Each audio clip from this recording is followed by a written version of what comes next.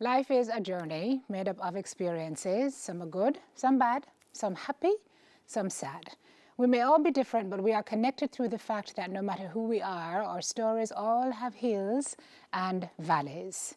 We dedicate tonight's session to those who still lean into life even after experiencing devastating loss. And so we welcome you to Sim Soul Sessions.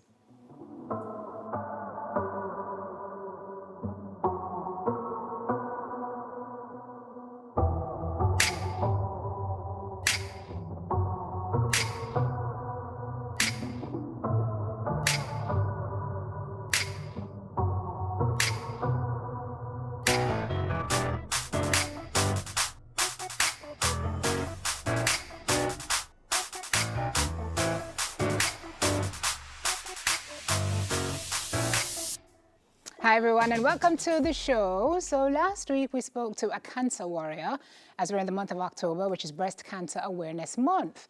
Did you know that October is also Pregnancy and Infant Loss Awareness Month? And tonight our guest is only too acutely aware of what that means. Please remember that you can join in our conversation tonight by using the hashtag #SimSoulSessions.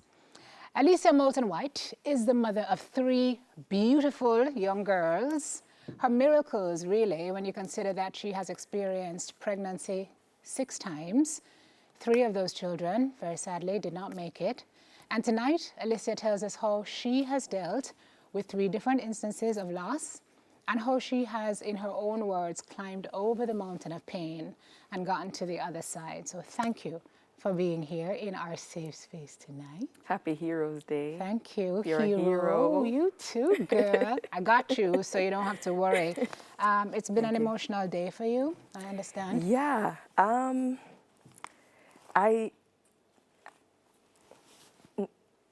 Just say I it. haven't even started yet. It's okay. It's okay. How is that possible? It's okay. Cathartic. Cathartic. Thank you. Yeah. Yeah, it's been an emotional day because this is different. Mm-hmm. I've had the opportunity, and I've told this story many times. I stick very close to my testimony, thus sticking close to God. Right. And I am not afraid to share.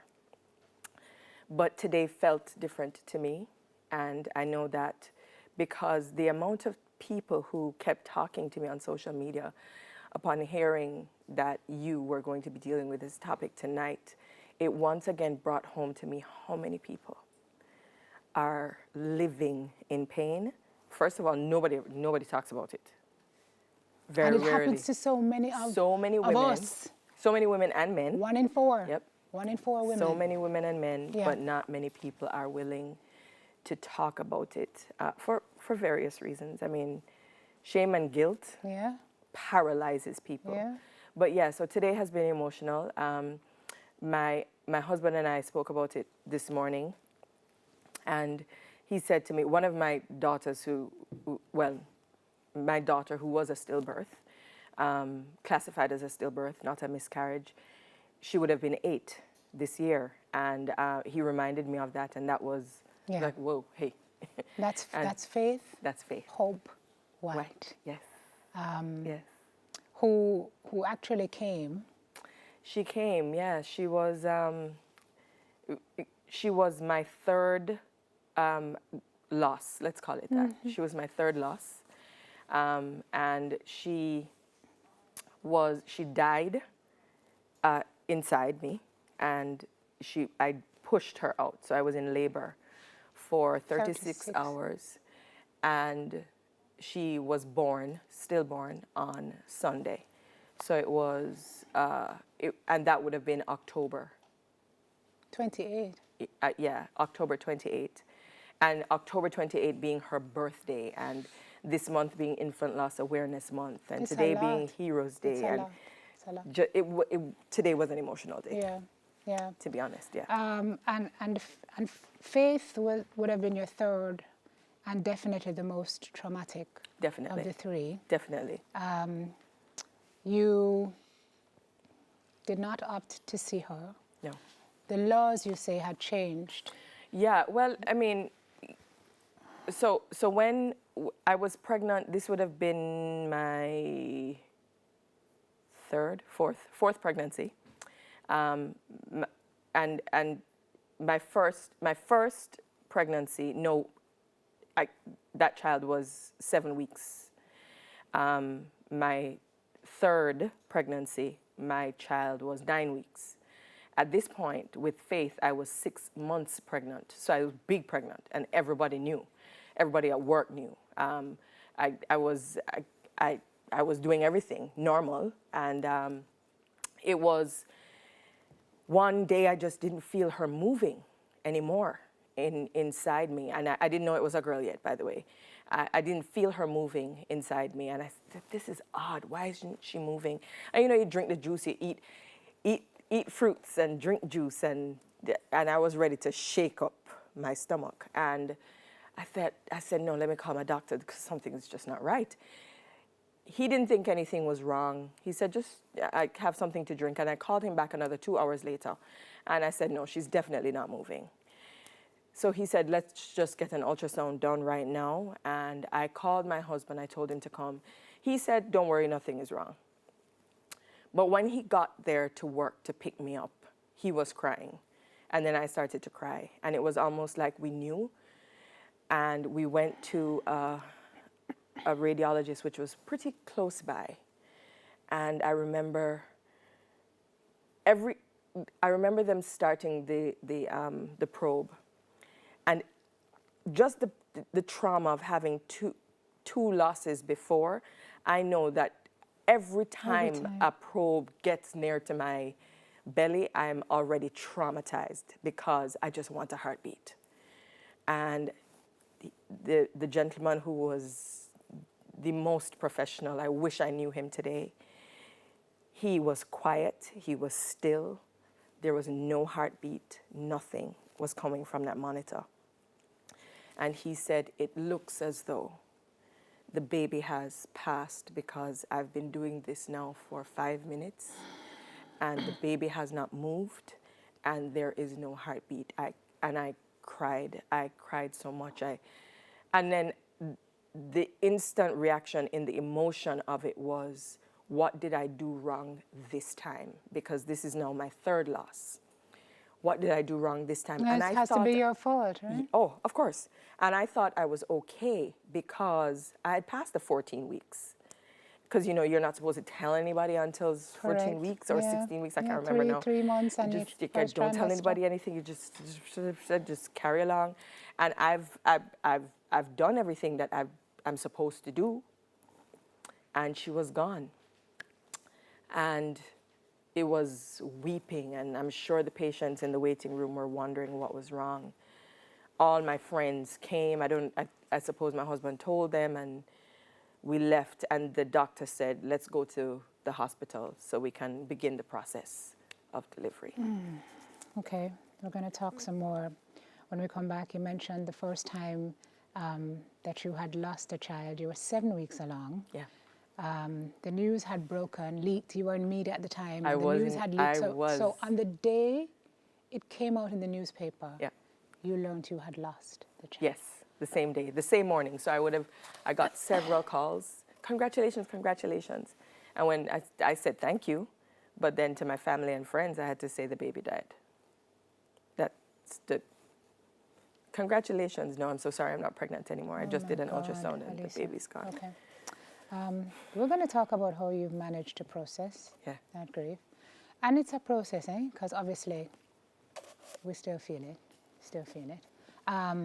First, though, before we go to break, I want to salute this young lady. Her name is Crystal Gail Williams.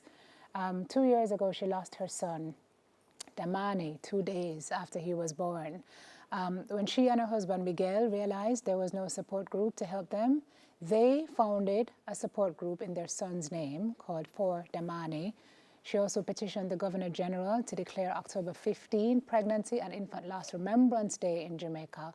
So we thank Crystal and Miguel, and we wish you continued happiness, joy, peace, and healing as you continue to spread love and awareness in your son's name. We'll be right back.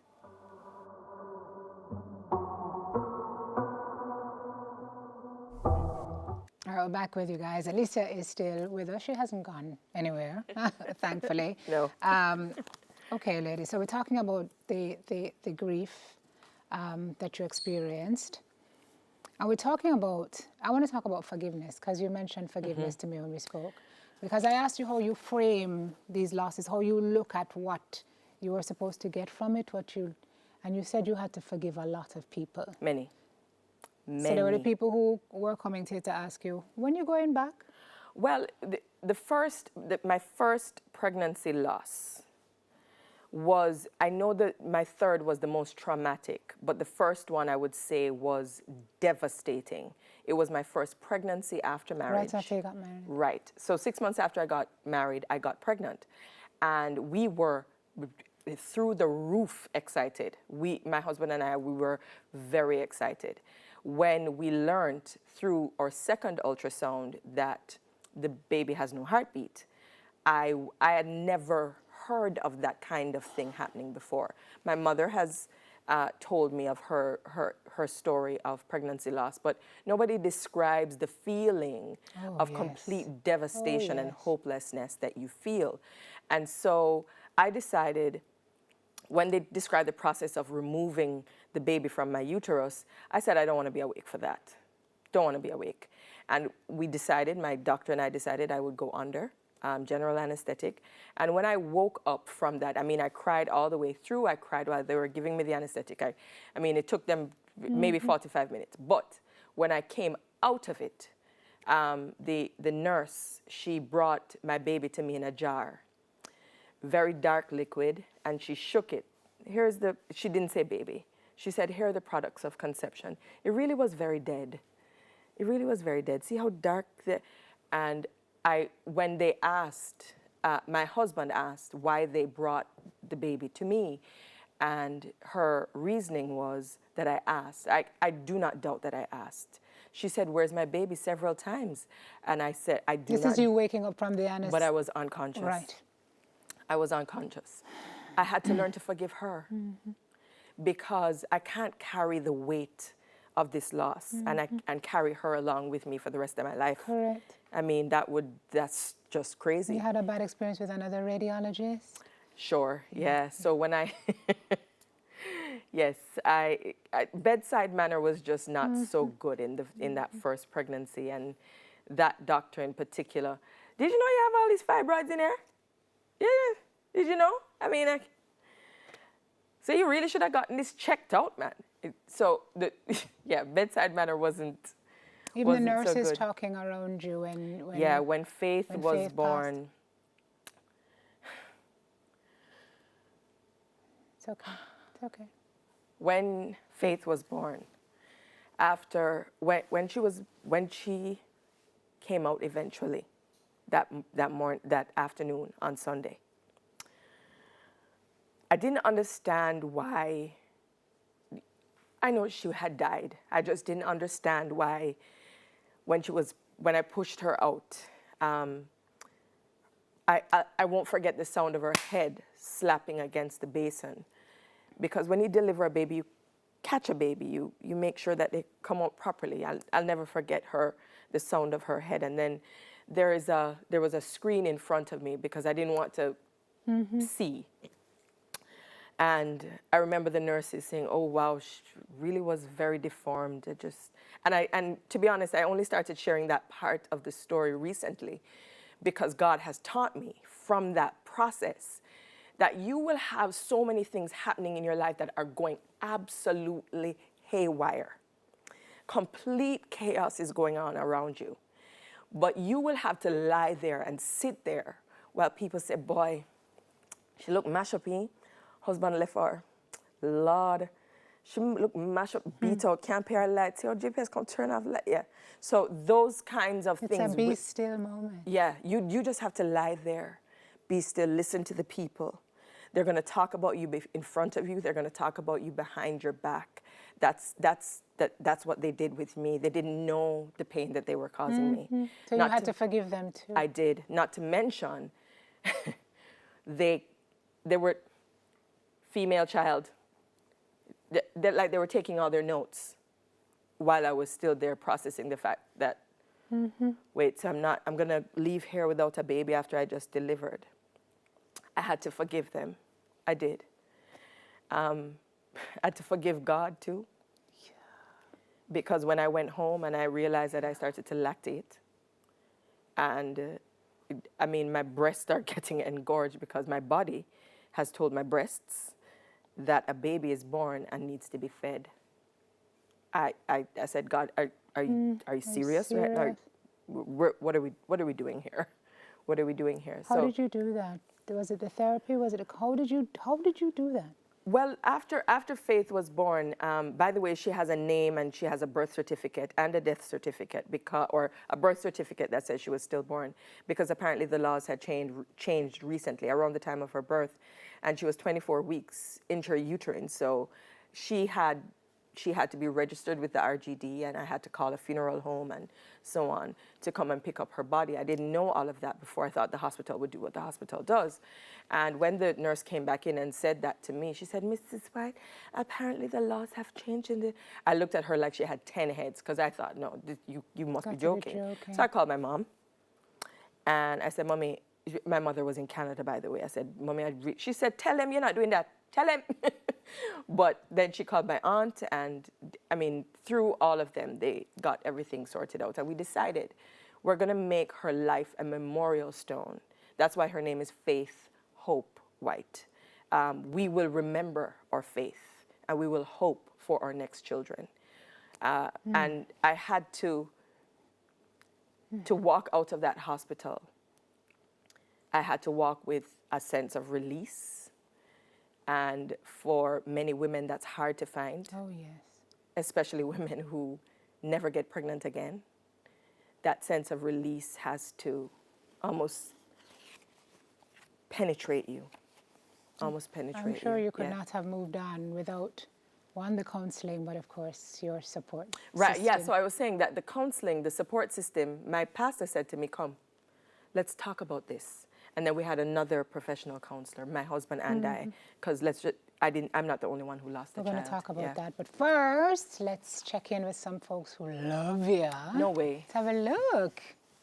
Alysia, you are one of my most cherished nieces.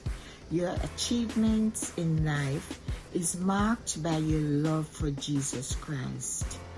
Continue to love him and to serve him, to love your family, Odin, your husband, and your 3 angels, Amaris, Nida, and Eden. Alysia, you know that I love you.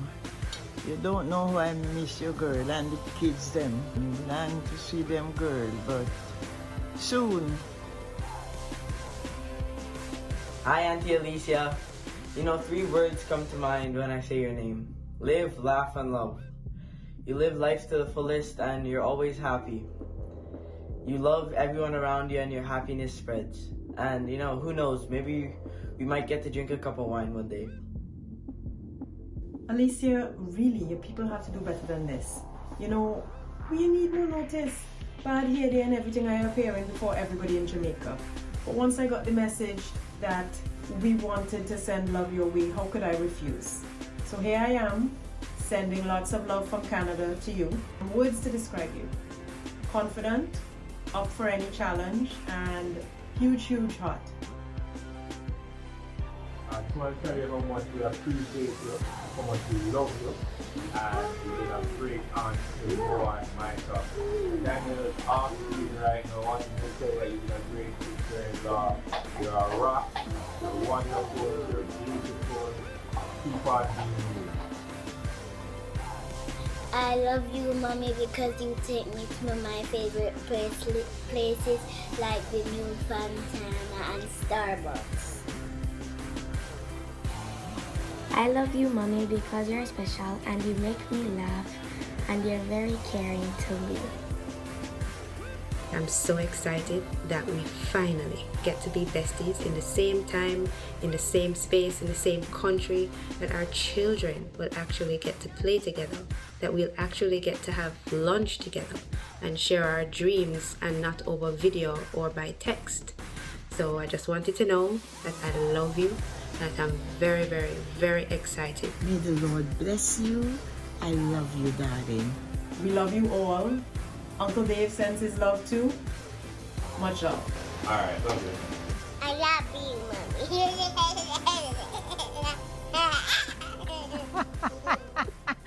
She is so adorable. So, Whoa. yeah. Your husband is a bit shy, eh? He don't like cameras none at all. No.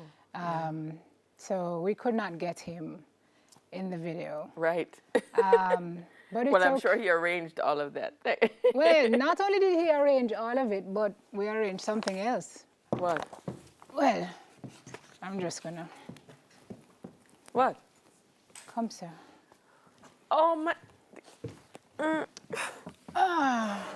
I was wondering why. Come you on had to- over, Adine. The floor is yours. I was wondering why you had to put on a jacket.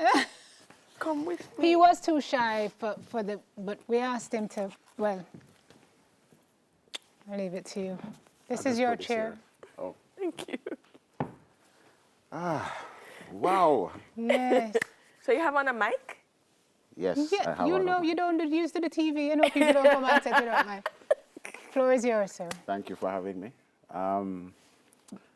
You know, I was reflecting today on the 8 years that we've lost faith. And I had to remind myself that, no, you haven't lost faith. We still have faith. And I just want you to know, on behalf of our entire family and Jamaica, who is watching, that we appreciate your strength and for sharing what God has been so gracious in allowing you to go through. Because let's face it, God only allows his strongest soldiers to fight the fiercest battles. And I have to tell you, when I was waiting for this child to be born, at one point I got so angry because I was wondering, why is it taking so long? It took 36 hours. Yeah, I remember you said, And I don't want this child. yeah, in I was you like, anymore. get this child out of my wife. And that's how important it is for us to have faith. Because when you don't understand or when you don't realize the effect that something like this has on you, the only thing left to do is to have faith. So I want to encourage you, as my sister in Christ, to continue to have faith. And you know, in the Bible, 8 means new beginnings. So I believe that this year we will have some new beginnings to celebrate. Amen. Amen. Amen. Thank you. You're okay? Because we often don't talk about this. Am I okay? That's a very loaded question, but I am okay. I'm okay because God is still my rock, and I have 3 angels Yes. to occupy my time. Yes. Yes. So I'm grateful for those. Faith will always be in my heart. Yeah. And I was there right through with Alysia, and I can tell you that what women go through, especially when they don't have the fruit to show, is something that men should really be sensitive to and seek to provide support where they can. Yeah. So I'm okay because Alysia is sitting here today. Gotcha. All right, guys. This is love. And we've lit 3 candles for the ones who did not make it. Wow. And we're going to go to break with that. We'll Thank be you. right back.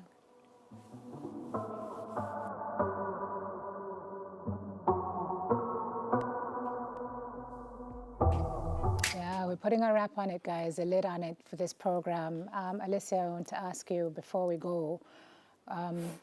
We said this was important because we wanted people to know that you can get over on the other side of the mountain.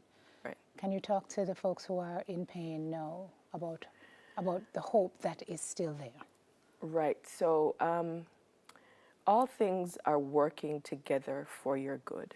And if I did not believe in God, I would not be able to overcome this. That's just to be clear. But even God didn't promise that bad things wouldn't happen, but that it would be working together for your good. And you walk dangerously close to losing your mind. I'm aware of that. You're walking a precipice. But had any of my other 3 children been born, my 3 angels would not be here. And I just can't imagine life without them. I can't imagine life without them. And I want every woman and man, because 2 people make children, to know that there's hope.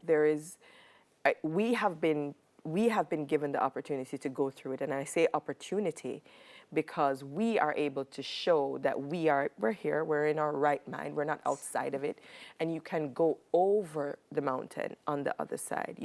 It's not an insurmountable mountain. You can and you will get through it. Yeah. But talk about it. Yeah. Well, thank you for talking about it with me. Maybe one day when I have some more time, we can talk some more, because I'm blessed to have you in the space, because I understand, because I've been there. So thank you very much, Alysia, You're welcome. for blessing us in our safe space today. I know it's time to close things out with our affirmation. Oh boy. So sometimes life has the grandest plans that end up in the greatest disappointment. One moment is inexplicable joy, and the next unimaginable grief and pain. They say it's better to have loved and lost than never to have loved at all, but to love and to lose in this way is a special, searing kind of pain that makes you wonder if that saying was ever really true in the first place. I mean, what are we to make of these moments? How are we to process them, to understand why? More often than not, we simply can't. But what we must try to do is to accept. No matter how many times we ask why, we may never find the answer, but the real answer lies in acceptance and a trust that out of tragedy can come profound purpose, and yes, eventually peace. So trust that time won't make it all go away, but it will make things just a little easier to bear. We just want you to know that the mountain is not insurmountable. You just have to start the climb. And with faith as a guide, you will get over to the other side. Tonight, we are affirming, even when a part of me is gone, I am still whole. I continue the mountain climb till I come down on the side of peace and purpose. That is our soul food for tonight. We thank you for watching tonight's show. Next week, we will be back here with another story of the power of the human spirit, of faith and hope, and yes, of grace. Until then, every blessing. And please remember to count your blessings. See you next week. Bye, everybody.